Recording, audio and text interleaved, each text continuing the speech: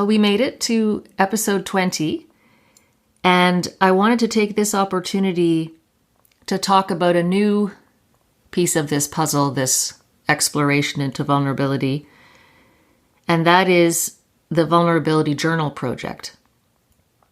It's based on an idea, someone else's idea from many years ago. I had bought a book called The 1,000 Journals Project, and it was an art student who at the time published his book calling himself Some Guy, so it was anonymous. And what he had done was prepared empty journals, blank journals with instructions, and he left those journals at bus stops, in restaurants, random places. He also handed out some journals to specific people who asked for them. And the idea was for each person to whom this journal arrived in some way, that they would take a page and express whatever they wanted on that page. So it could be a drawing, it could be a poem, it could be a comic strip, it could be collage, it could be anything that person wanted to create on a page. And then they would take the book and pass it on to the next person.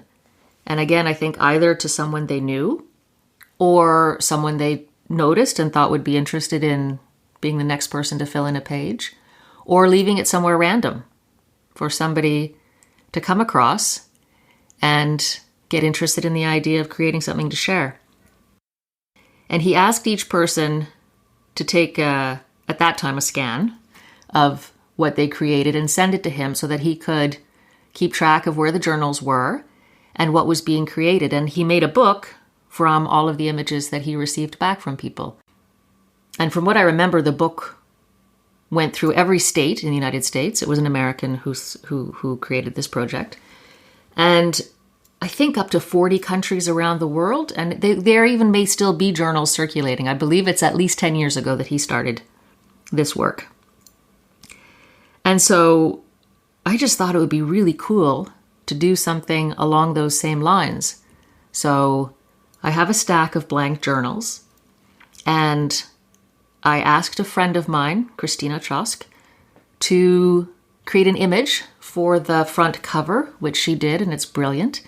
And you can see it on the website at vulnerabilitylifeart.com. On the inside of the front cover are the instructions, which are to take a page and create something meaningful to you that you're willing to put out in the world and share with others. And I think it can tap into some of what makes us feel vulnerable about being open and sharing something that's truly meaningful and putting it out in the world, not knowing where it's going to go next. And I'm asking people to take pictures of what they create and send to me so I can put them up on the website and on Instagram and share them. And through this, explore the idea of the importance of creating community as well. So as I've been speaking with different people about the idea and their experiences of vulnerability, I had started out thinking that it was mainly going to be about anxiety or fear of exposing yourself through the things that you create. And the more meaningful and relevant and personal, the more difficult it can be. For some of us, not for all of us. After speaking with different people, I realized that may be an issue for some people. It's not for others. They do usually have experiences of vulnerability, though, in other aspects of their lives and their work, which we've talked about. But I also started thinking about this idea of community. That sense of belonging, that sense of identity you get when you can exchange and share with people who understand what you're talking about, where you're coming from. And one of the worst feelings and most vulnerable feelings is to feel isolated or to feel alone. So definitely one of the aspects I think is interesting about the journal project is to use this as a way of extending a community and starting conversations with people who want to share back. The thing about the podcasts is that I have great opportunities to interact with the people that I'm speaking with, but it's not as obvious to me anyway, how to engage in two-way conversations with listeners. So I invite you, anyone who's interested in receiving a journal, I will mail one to wherever you are. You can send me an email at vulnerabilitylifeart@gmail.com. Let me know your mailing address, and I will send you a blank journal to start. You can read through the instructions. If you have any questions, you can ask me, email me. And I hope to set these journals off in an adventure to engage listeners and others in furthering this exploration of vulnerability and what it means to us. And you can create, honestly, anything you want on the page. You can create anything you want. I just hope that you share it, enjoy the experience of doing it, and decide how you want to pass that journal on to the next person. So one of the things that came up, I did mention I have a friend, Christina, who's a puppeteer and an amazing artist, and she created the cover for this first set of journals.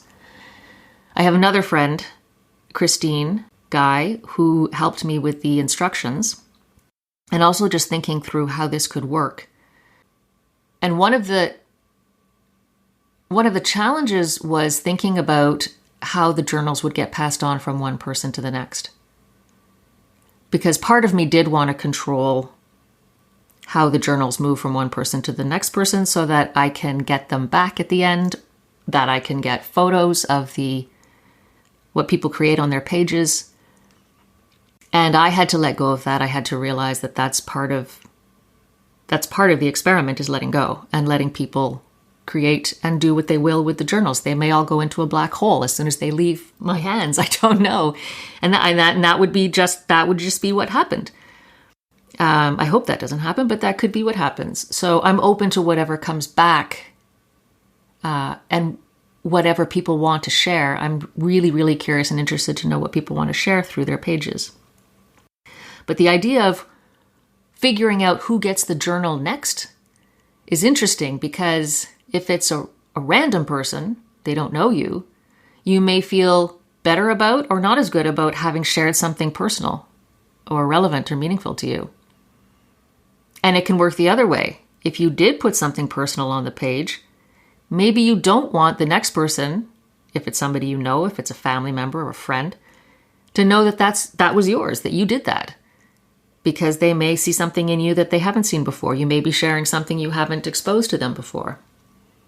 So this whole idea about how the journal gets passed on, I think is fascinating. I would love for people, in addition to sending me pictures of what they made, to also share their experience.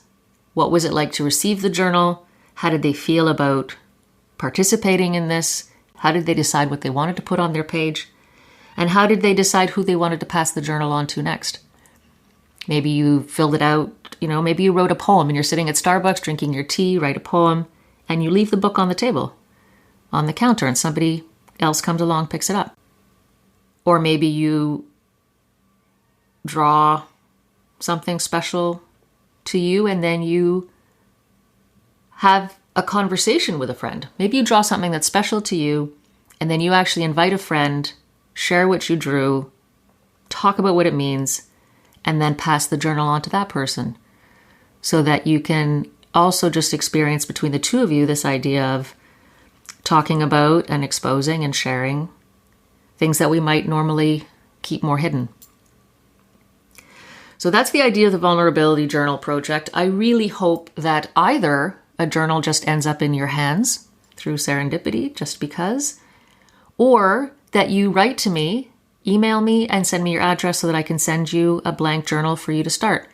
And I have 20 journals now. I have quite a few people who have already asked for copies, but I'm happy to send out more. I will create as many journals as people request them.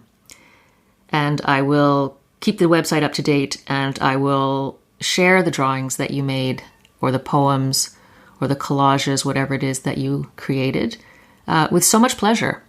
And I hope that this is something that's interesting to you, and I look forward to hearing from you.